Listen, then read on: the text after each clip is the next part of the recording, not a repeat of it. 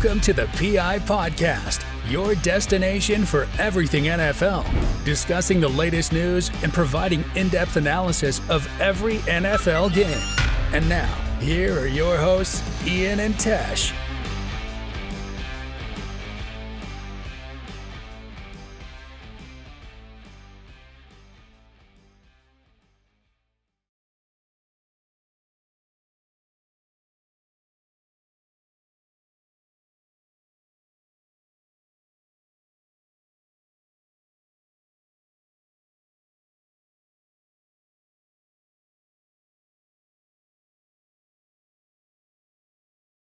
Hey guys, what is up?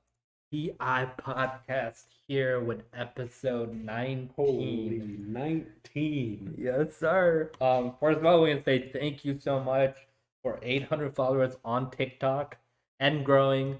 So I think we're about at 860 or something like that. So we're growing quickly and we'll eventually be able to go live very soon. So definitely, and one other thing, definitely today we will be going over the NFL rules for anyone who's new to the NFL world, NFL anything. Like if you're just trying to learn football, this is a podcast for you. All right, so our pizza's here. He's gonna go get the pizza while I scoot over into the scene.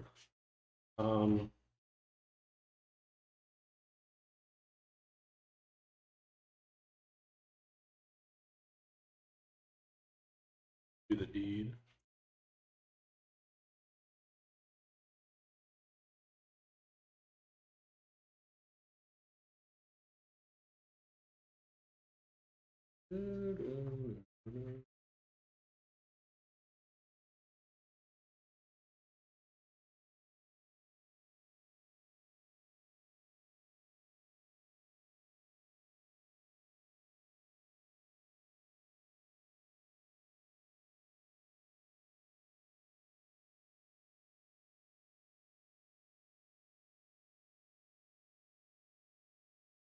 All right. So Pizza Hut just came in clutch, bringing the pizza, even though we've been waiting for quite a while.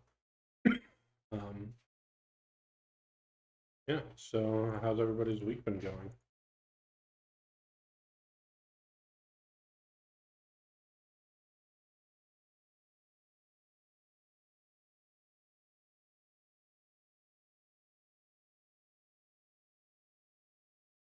I'm just having a staring contest right now. You gonna go? I would whoop your ass.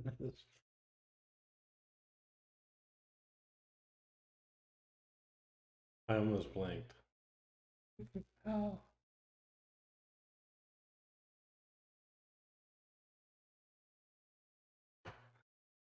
I could go all night.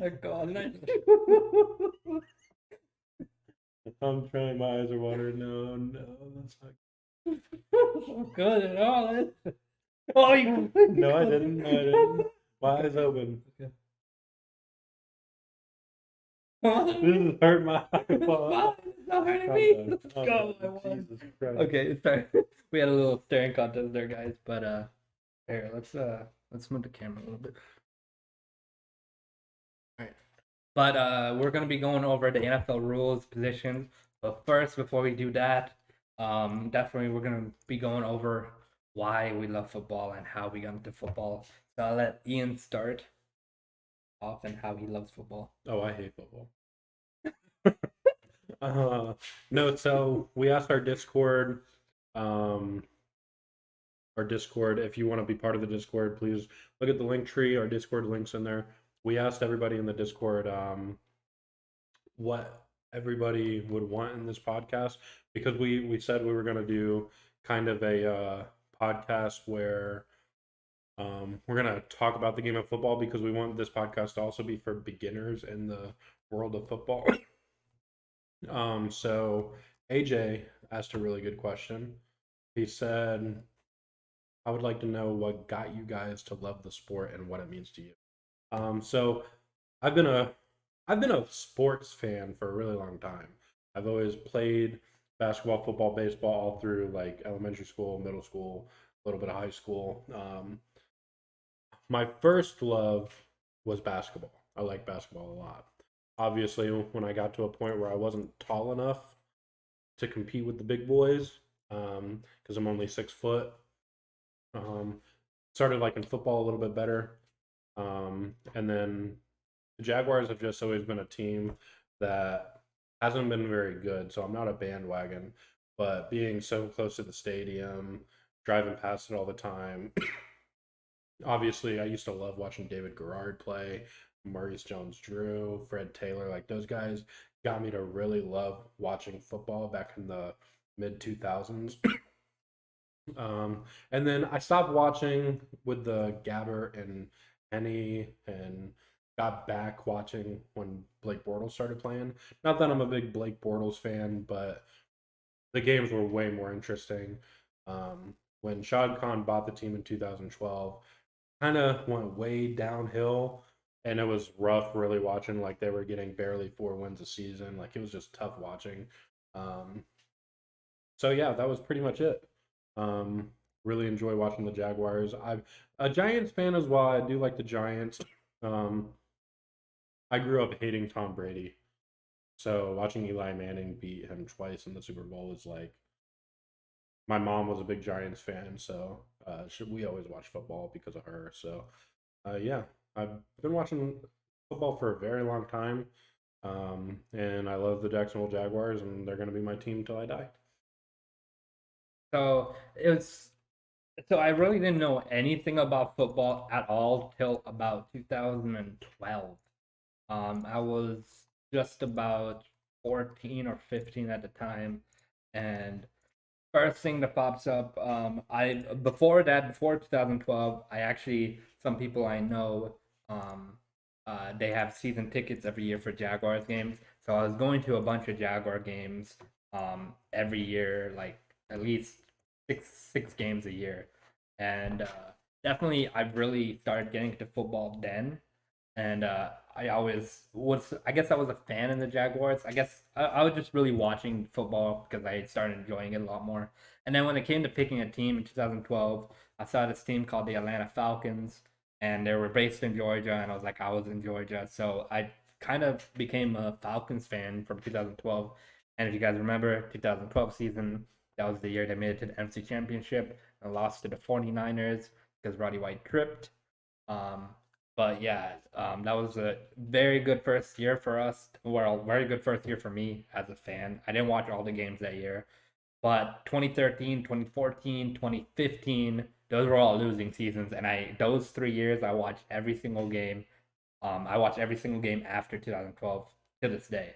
So definitely, I became a huge Falcons fan. I became a huge NFL fan in general, and I just learned so much about football from 2012, and that's how I grew into football. And I started loving it because of this guy called Matt Ryan that was on the Falcons. And Matt Ryan, he was just the embodiment of a leader, embodiment of a good human being. Like, and that's really what drew me to the Falcons. Just Matt Ryan and his work ethic and everything that he did for Falcons organization. So that's what really got me hooked and become a huge Falcons fan. And to this day, like I'm just excited for the future, and I want to see us win a Super Bowl. And going back to Ian's point, I hate Tom Brady so much too. So, yeah, not just for the Super Bowl. However, I do appreciate Tom Brady now. I think he's the greatest player on the planet, greatest of all time.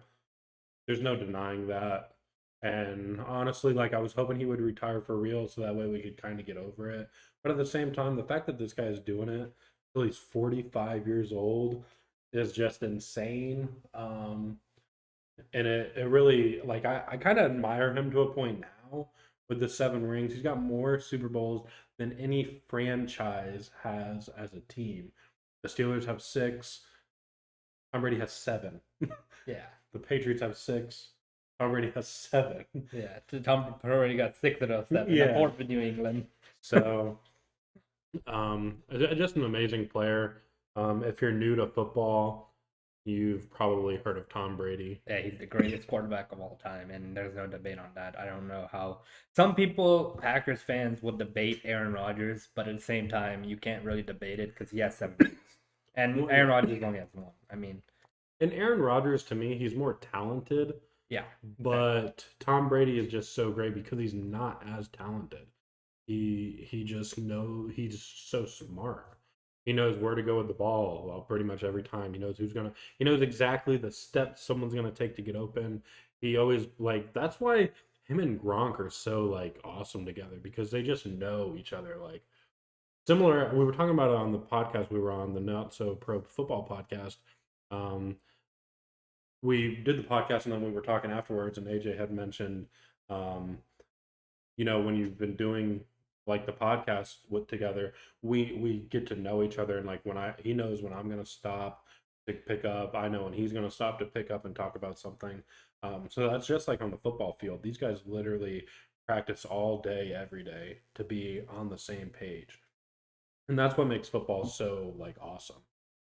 It's like the ultimate team sport in my opinion. Yeah, and just football in general, it's just a fun sport to watch. I mean, there's nothing I'm more hooked to than football. I started watching basketball a little bit here and there, but really NFL is my main thing. So now we're gonna get into the basics of football. Starting off let's talk about the positions on the field. Okay. Yeah, so we'll start offensively. Pretty much the most. Let's explain what offense is. Okay, yeah. So offense is the team with the football. Their goal is to drive down and score a touchdown, which is worth 6 points, and that's the end zone. Their goal is to drive down the field, get into the end zone for 6 points, or get close enough to kick a field goal, which is worth 3 points. Yeah, and offensive wise, we're gonna on defense. Defense is that second side where they protect the end zone from the offense. And defense, what they do, there's different positions. They try to hit the person who's throwing the ball and just trying to prevent it in general from getting a touchdown. And we'll go over defense in a second, but we're gonna start off with offense and start off with probably the easiest, probably some good position to go over, like quarterback. Yeah. The quarterback's probably the most important position on the offensive side of the ball.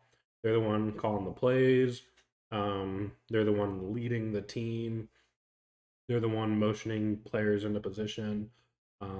They're typically one of the smartest playbook guy on the field because their job is to recognize what the defense is doing and to put his players in position to get open. So examples of really good quarterbacks, Patrick Mahomes.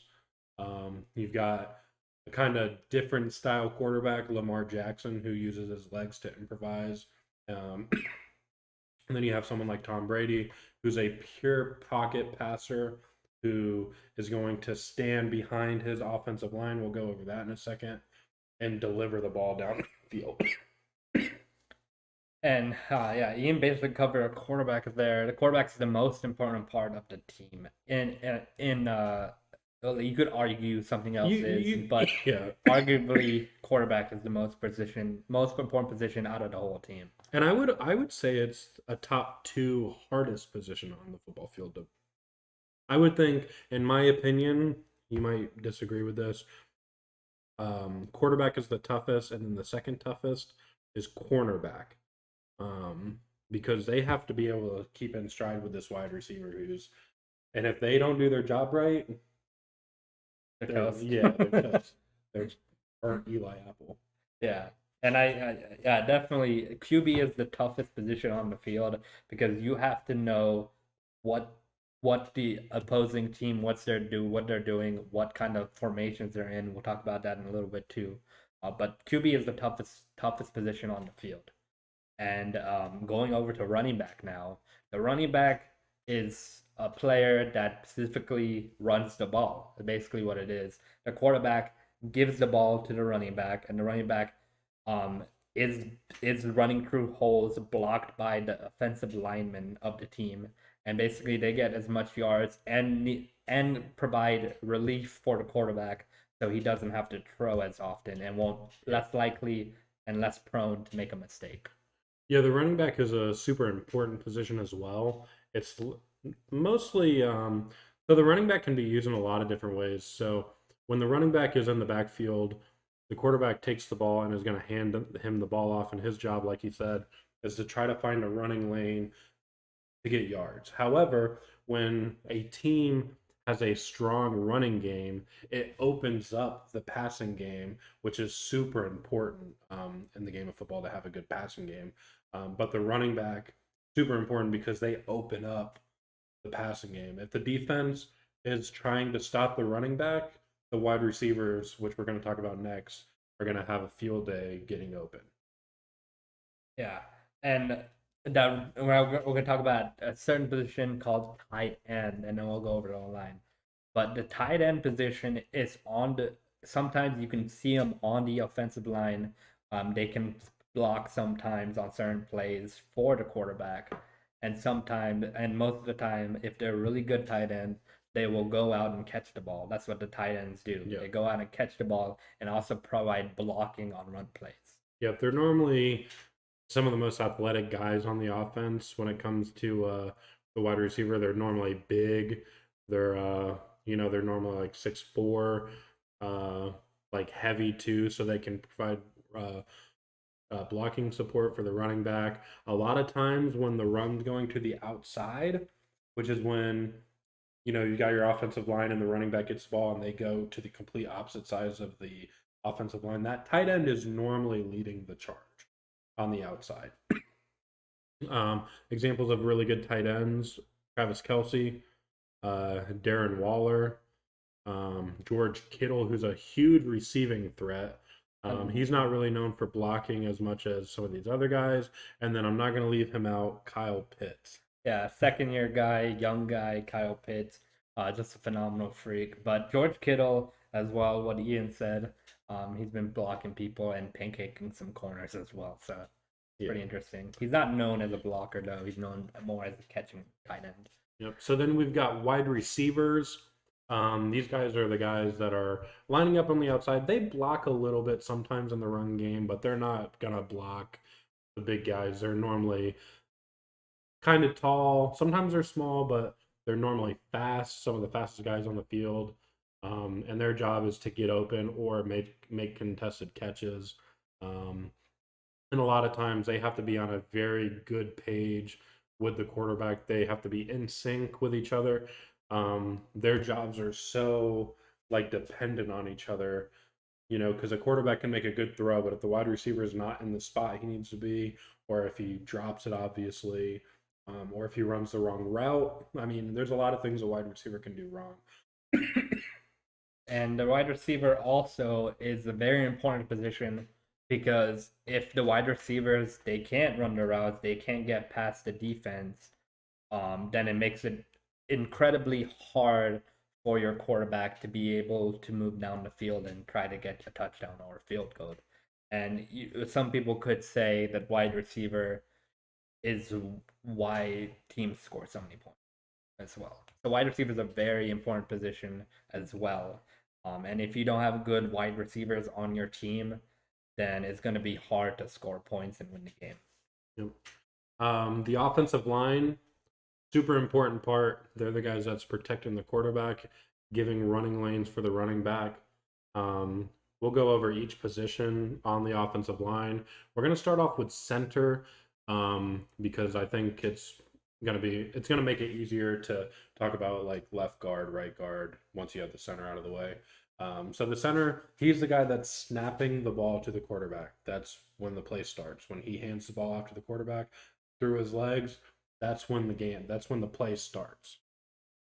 And the center, basically, he also helps the quarterback by pointing out people that may come in and try to rush the passer, and also get communication out to the other offensive linemen to be able to shift the line if the quarterback sees something they need to move or something like that. That's what the center is. Center is probably the most important part of that offensive line. Yeah. The second most important part of that offensive line for most quarterbacks is going to be the left tackle. The left tackle is what's in charge of protecting the quarterback's blind spot, or blind side. Quarterback typically right-handed. There are a few left-handers in the league, which makes the right tackle more important. But the left tackle, when a quarterback drops back to snap, he can't see his left side. He can't see if a person's rushing him. He can't see that side. So they're super important because if you get hit without knowing someone's about to hit you and they're 300 pounds hitting you in the back, you're losing the football. So left tackle is super important. Typically the highest paid player on the offensive line. And like the center is important because he's calling out the plays. He's recognizing what the defense is doing. But the left tackle just as important almost because if you don't have a good left tackle, your quarterback is getting hit a lot. Same thing with a lot of these different positions on your line. Talking about center, Ian just talked about left tackle. Talking about right tackle real quick. Right tackle is the same kind of objectives or goals that the left tackle has, but that's also the quarterback can see on the right side. So you don't need to have the best right tackle, but if you have a good right tackle and a good left tackle, you could potentially get out of the pocket on those sides and make an extra play if the quarterback's a little bit mobile, like Lamar Jackson. And now we're gonna go over to the guards, the left guard and the right guard. And the left and right guards, they are very good for blocking and making sure the players on the defense they don't come in through the middle, and so the quarterback has to run out of the pocket. And also the guards are very good in the run game too, because if you don't have good guards, your running back will not be able to find anywhere to run, and you'll always see a defensive lineman or you'll see the defense always tackling the running back in on the line right there. Yeah, the guards are super important because the reason why they're not as important as the tackle is because a lot of times the quarterback can see the guards and the center when dropping back to pass. So if someone does get through, he can typically outrun them. However, D tackles are way faster now. But their job is to really just make sure nobody breaks through, and their job on the run game is to make sure they make a hole. So you'll see a lot of times when you watch a football player, the offensive guards, they don't always just block straight in front. Sometimes they pass it, like pass the defender to the tackle or to the center to create a hole, and then they can get up field, maybe block a linebacker or something, which we'll talk about those in a second. So the offensive line super important to have a good offensive line. You've seen it if you watch the Super Bowl. A terrible offensive line cost them the Super Bowl. And there's one more position on offense that is not used as often now as in back in the day, and that's called the fullback position. And fullback positions, they were used back in the day to run the ball, but also nowadays fullbacks are used to block for the offensive line. They're just like an extra helper for the offensive line. And they also lead block on run plays so that the running back can find a hole that fullback will kind of guide them a little. Yeah, the fullbacks can be important. You see the 49ers who use Kyle Juszczyk a lot in the fullback game. Kyle Juszczyk, probably the best fullback in football. Who's the guy for the Ravens? Patrick Card. Ricard, yeah. So a fullback can be useful. Like you said, they're used for protection a little bit more than they are anything else now. They're kind of like a tight end, but in the running game, because they're used to catch the ball sometimes. They're the second line of defense when they're in the backfield. If someone gets past one of the offensive linemen, they're typically there to try to be the last sort of blocker for the quarterback. Yeah, and the fullback position, not as often used now as before, but it can be helpful as well. Sometimes fullbacks will go out on a route as well, like wide receivers and tight ends do, and sometimes they will catch the ball and go unnoticed because that's not a position usually defenses cover or defenses think they're gonna get the ball. Yeah. So that is the offensive side of the offensive side of the team. Now we're gonna head over to the defensive side, and probably start off with the defensive line. Yeah, let's start off with the defensive line. So we'll start off with the middle of the defensive line. That is called the defensive tackle. Their job is to try to bull rush through the guards in the center and get to the quarterback. A lot of times they're also used. There's a term called eat blocks. So their job is to literally try to get two of the offensive linemen to block them, so that way the edges can get to the quarterback. And you can discuss the edges or and the left end or right end. One more thing about the D tackle.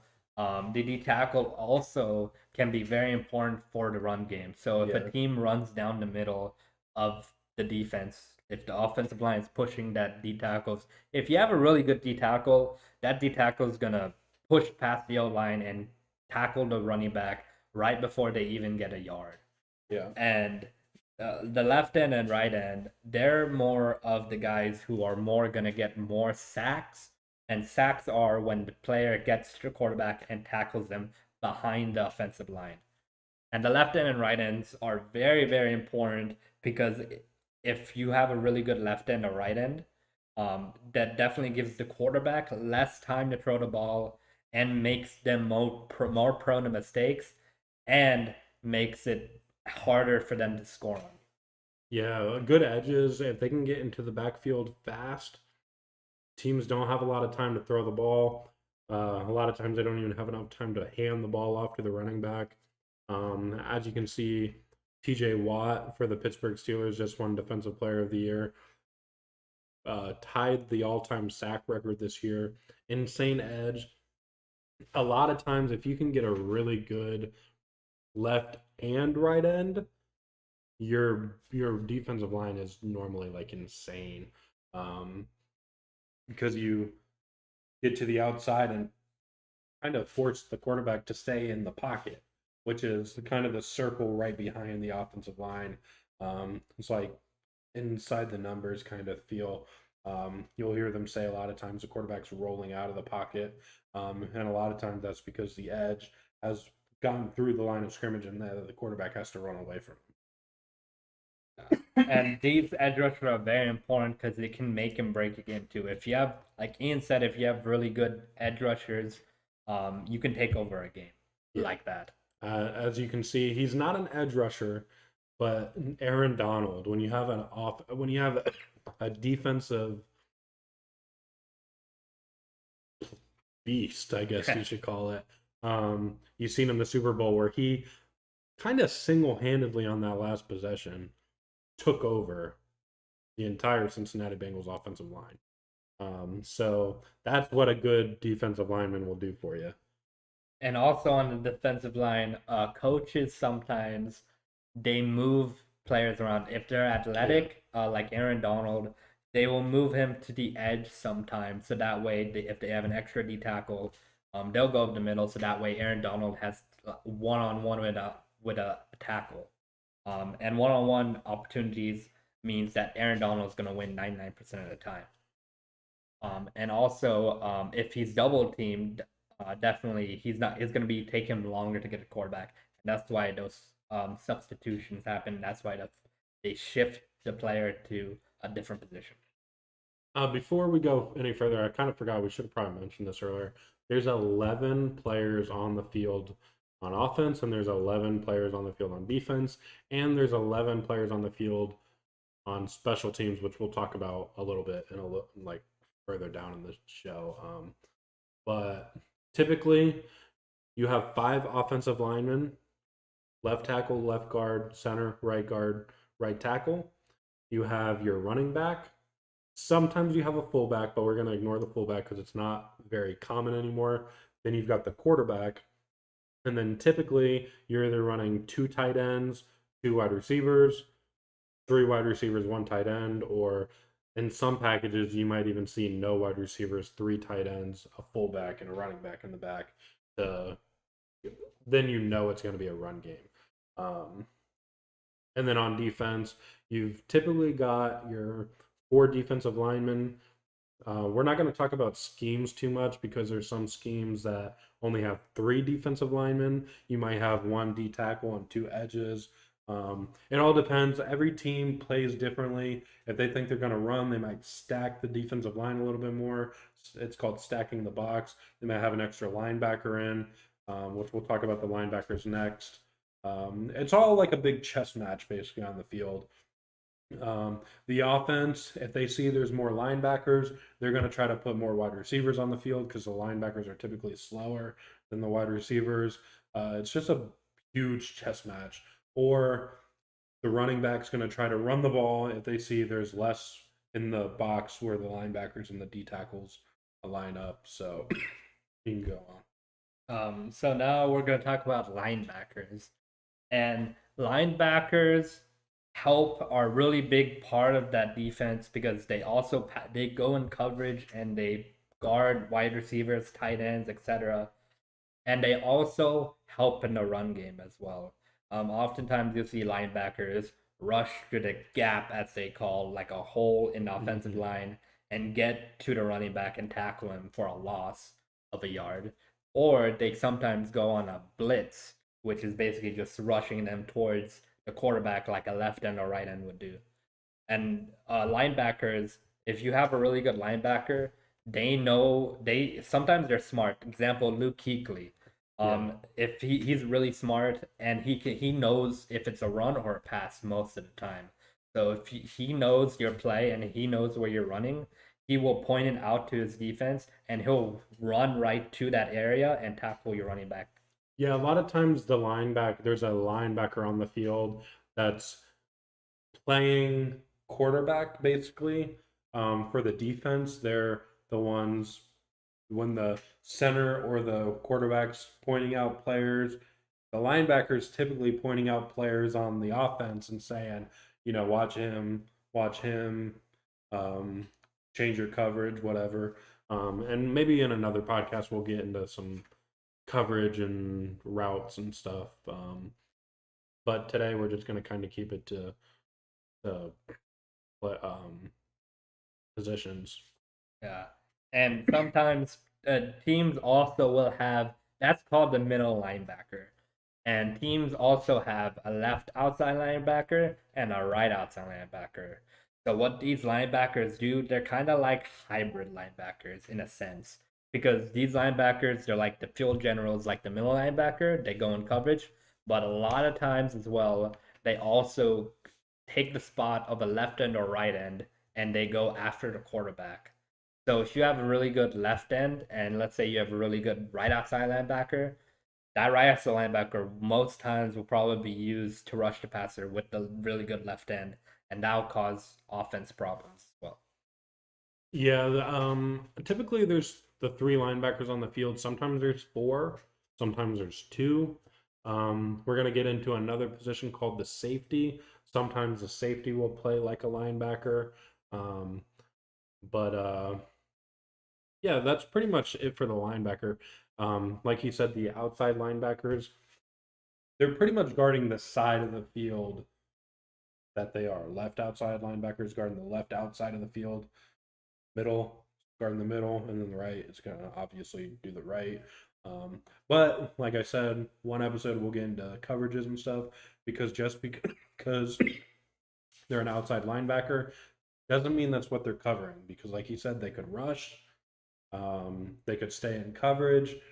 There's a thing called man coverage where their job is to guard a certain receiver. There's zone coverage where their job is to protect a zone on the field or an area of the field, and they don't leave that area. There's such thing as spies. So their job is to literally make sure the quarterback does not go past the line of scrimmage. And if they do start running around, that's when they go attack the quarterback.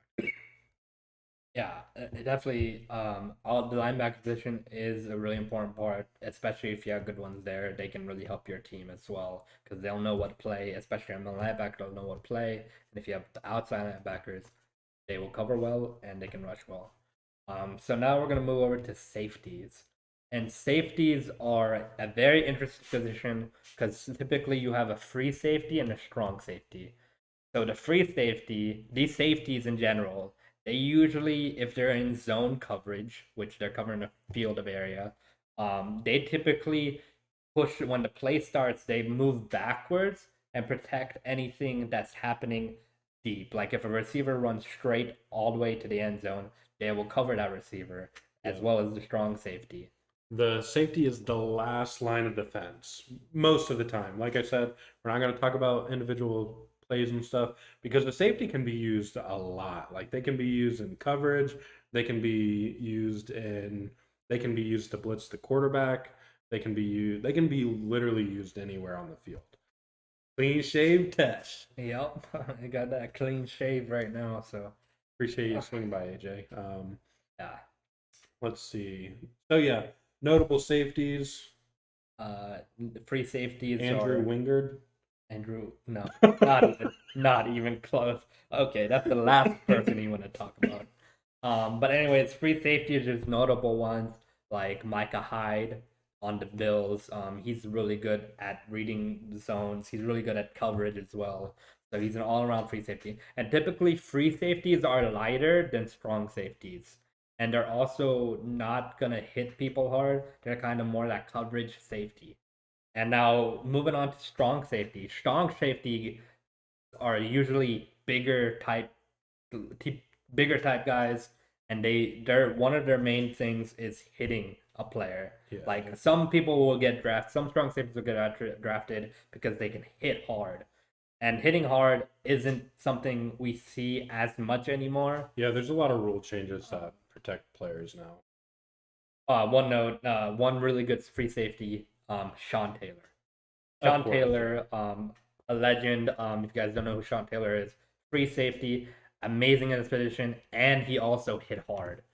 That's what he was known for. And unfortunately, he died early, and that protecting his family from robbers. So rest in peace to him. But strong safety, typically, they do the same thing as free safety, just on the other side. And strong safeties are usually the people who hit the ball or try to hit the ball or hit the player hard. So that way, that receiver or somebody who's that is gonna look at that person and be like, oh, maybe I should go away from that guy. Yep. And then we've got the last position on defense, cornerback. Like I said earlier, quarterback and cornerback, in my opinion, are the two toughest positions to play in football. The cornerback it's one of the hardest defensive positions because your job is literally to guard and stay with a guy that can run probably faster than you, is going to be, juking you out and stuff, making you break your ankles. So I have cornerback as one of my toughest positions to play. But their job is literally to make sure the receiver does not catch the ball. Sometimes they're used on to try to get to the quarterback because they're fast. They're typically not going to try to tackle a running back, and if they do, it doesn't end well. You've watched any football at all, you've probably seen Derrick Henry. He's a power back. He's notable for stiff arming cornerbacks. Who's that one? The one he like threw into the ground. Jordan Poyer. I know he threw Jordan Poyer too. He was like a meme of one of them. Derrick Henry is what we call a power halfback, and basically power halfbacks. Josh Norman. Oh, Josh. That's the one I was looking for. Yeah, power halfbacks. They stiff arm people and throw them down, or they just truck and bulldoze them in front of them, and they're typically big halfbacks. But corners, there's typically 3 or 4 of them out on the field, and these cornerbacks, Ian said, they cover the receivers, and it's a really, really tough position because if you have, let's say, for example, you say you have the best receiver in football, you have to guard. That guy is gonna be very good at running whatever route he needs to go. He's gonna cut deep, so you're gonna have to make sure he doesn't go straight and fake you out to the right. You have to make sure you have the same speed as him because he's faster than you. You're not going to be able to catch up if he runs past you. And also, when the quarterback throws the ball, sometimes a lot of good quarterbacks, they will throw it so perfectly, you will have a hard time defending against it. Yeah, and like we were talking about earlier, wide receivers and quarterbacks are so in sync that they know exactly when to throw the ball, where to throw the ball, at what time to throw the ball. And cornerbacks don't get to practice against the other team's wide receiver and quarterback. They're going into the game and they're just trying their best to stop the ball. And a lot of times it doesn't work. A lot of times it does work. That's why interceptions aren't very common. And if you get a game where a quarterback has thrown 3 or 4 interceptions, it's a bad game, right? Like, it's a really bad game for a quarterback. It's not often that one player will get more than 1 interception a game. It happens, but not very frequently. Which just goes to show you how hard the position is, because a good corner might get 10 interceptions in a year, and that's like a really good year. So that's not even 1 a game. Yeah. And basically, the defense's goal, I'm just going to mention it again for anyone who's just joined. Defense's main job is to make sure the offense doesn't get any points. And sometimes they do get 3 points, but sometimes they call it as a win for the defense because they don't allow a touchdown. Right. And now we're going to move over to an important part of the team called special teams. Yep. So special teams comes onto the field when the offense fails to score a touchdown. There's one of 2 ways it could go. Either they're going to kick what's called a field goal, or they're going to punt the ball away, which is basically forfeiting the ball, giving the other team the ball. Or the field goal, they're trying to put 3 points on the board. A lot of teams, the main goal for the offense is to get in the field goal range, which a really good field goal kicker is going to kick the ball at least 50 yards. Not often they can kick more than like 60. We did see it once last year where someone made a 66 yard? 67. Yeah. Justin Tucker was able to nail a 66 yarder, I think it was. But you've seen it last year as well, where the Arizona Cardinals tried to kick a 67 yarder, missed, and then the opposing team took it back for a touchdown. So, strong kickers are really rare in the league to be able to kick anywhere near that. And yeah, so the kicker, really important position to a team. Probably, I would put them up there in like top 5 importance sometimes, like in certain situations. If you have a bad kicker can literally win or lose you a game, depending on which side of the ball you're on. Yeah, kickers are very, very important because sometimes the defense can be really good and you're going to have to resort to kicking field goals. And if your kicker isn't good, you're missing out on a lot of points. Right. And also game winners too. If you don't have a good kicker, yeah, when you're down you by can lose 2 games. and you've got a 55-yard field goal, you want a good kicker to be able to clutch up and make it. Obviously, Evan McPherson this past year, automatic in the playoffs. He didn't miss a single kick in the playoffs. You got a guy like Justin Tucker, Baltimore Ravens, best kicker in the league right now.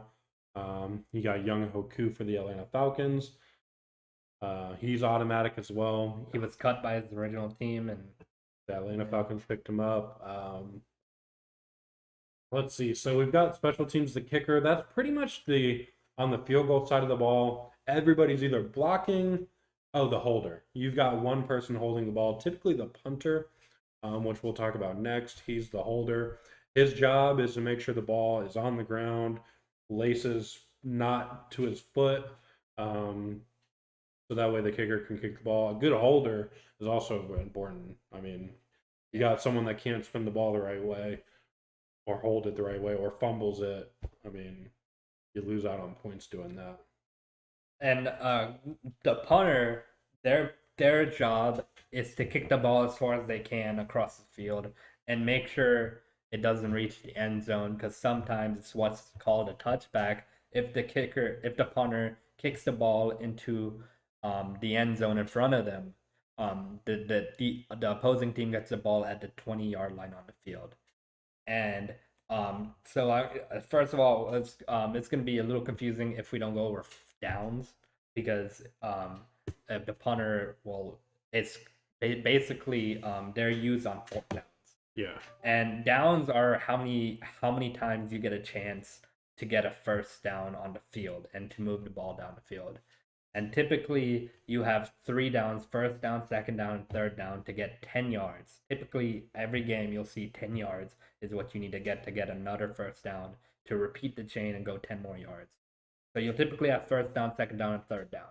And on third down is a very important down because fourth down, you have the option to go for it and get whatever yards you have left, like 1 or 2 yards, or even 10. Or you can punt the ball, which is where the punter comes in, and they'll punt the ball so that the opposing team has the ball farther away so they have to go more yards for the touchdown.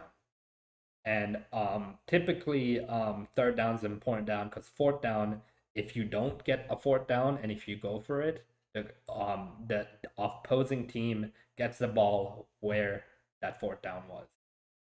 Yeah, so obviously punting in a situation where, let's just say you're at the 20-yard line, and if you go for it on fourth down, the opposing team only has 20 yards to go to get a touchdown, or you can punt it and get like a 60-yard punt, and then they have to go 80 yards to get a touchdown. So punting is really important too. You got to have a guy with a strong leg. You've also got to have an accurate punter. Like he said, you don't want it to go into the end zone because let's just say you can get them to down it at the 1. They have 99 yards to go, but if you hit the end zone, then they only have 80 yards to go. And football is a really big, like I was saying earlier, it's a chess game where every yard counts, Speaking of the punter, so the offensive side of the ball has the punter who's punting the ball away. The defensive side of the ball, their special teams is a punt returner. So their job is to catch the punt and then run, or, make sure they, what's called a fair catch.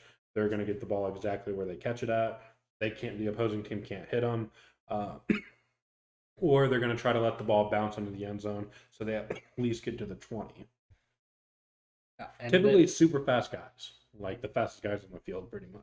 Yeah, definitely in that the category as well as kick returner. So at the start of every football game, you will see kick returns. But before we get into that, one more thing I want to note in special teams is a long snapper. Yeah. It's not something that people actually like remember or talk about, but long snapper is for punts as well because a long snapper will snap the ball all the way to the punter because they're usually 5 or 10 yards back. And if you don't have a decent long snapper, that long snapper isn't going to make that throw all the way back and could result in a messed up play. Yeah, the long snapper in a sense is the same exact it's the same position as the center. It's just they're not just doing it 2 yards behind him to the quarterback. They're snapping it 10 yards back, 15 yards back sometimes. Like I don't know how far back a punter is, but it's definitely a harder snap. They're going through their legs 10 to 15 yards back behind them. To someone who's not even a receiver either. Yeah, exactly. So it's got to be on the money. They're going to punt the ball to the other team. The other team's going to catch it and try to run it downfield. So that way they can get better field position. And then we'll talk about the kickoffs now. So at the start of every game, teams meet in the middle. They do a coin flip. The away team, whoever's visiting, picks whether it's heads or tails. If they win, they get the chance to decide if they want to kick the ball or receive the ball. Typically, a lot of teams kick it nowadays. They defer. But anyway. Deferring means they get the ball. If they kick the ball off first, the team that kicks the ball gets the ball after halftime, after the second quarter. So a lot of times teams that have when they struggle with early game, maybe they're a second half team. Maybe once they've been playing for a while, they start getting into a groove. They might accept the kickoff after halftime, so that way when they're warmed up, ready to go, they might be able to make more happen then. Or if they're a team that struggles to take the lead early, they might want the ball at halftime, so that way they get a chance to come back. Really, it's an analytic game for a lot of special teams. If you look on YouTube, you can actually see like high school teams that never punt. You can see small colleges that never punt. It's kind of rare. Like you don't see it in the NFL now. But on the kickoff, you've got the kicker who's kicking the ball off to the other team. The opposing team, once the ball is kicked off, they all run downfield to try to tackle the guy that's caught it. And then the guy that catches it has the option to let it bounce in the end zone and just get the ball at the 25. Or they can catch it and take off with it and try to get more than the 25. Sometimes it doesn't work out. Sometimes they get hit for a loss. Sometimes they fumble. I mean, there's a lot of things that could happen. Yeah. And definitely that was the offense, defense, special teams, and kickoff returns. So definitely, hopefully this helped you guys out if you are new to the game of football. Definitely, if you guys haven't seen the whole video, definitely it will be on our channel. So definitely, if you're new to football, definitely check out this video after it's uploaded, after it's processed on YouTube. But that was kind of the basics I think we want to talk about. I think in a future video we'll be talking about like scheduling, flags. Yeah, penalties and flags. Maybe the different coaches that there might be. Playbook. We'll maybe go over some plays. Yeah.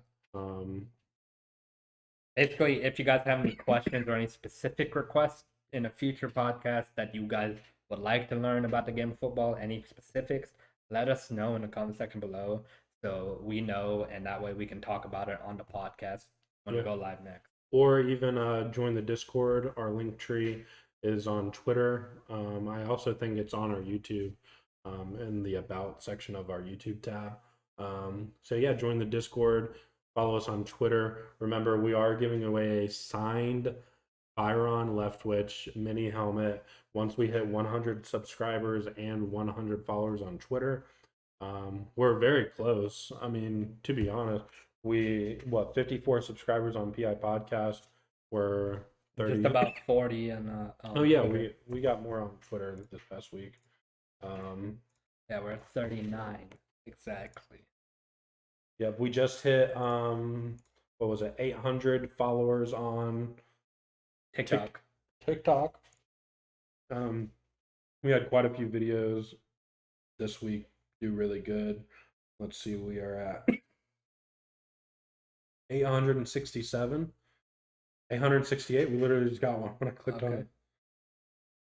So yeah, we want to thank you guys for all the support on here, on Twitter, on TikTok. Definitely, we thank you guys for enjoying. If you guys did enjoy the podcast, and if you guys like sports in general, definitely hit that subscribe button, hit that bell. Ian, anything else you want to go over? No. Okay. I have nothing else to say. No, just kidding. But we are going to go over definitely more stuff in next podcast. So we're in what's called the off season right now. We just got over the NFL draft. Maybe we'll go over the NFL draft a little bit and how the picks work. So we'll make a list of everything we're going to talk about. But we're in the off season, and it is exactly what it sounds like. It's the off season. There's not much happening right now. But we'll obviously keep reporting news as it happens. And yeah, we'll talk more about the game of football next podcast.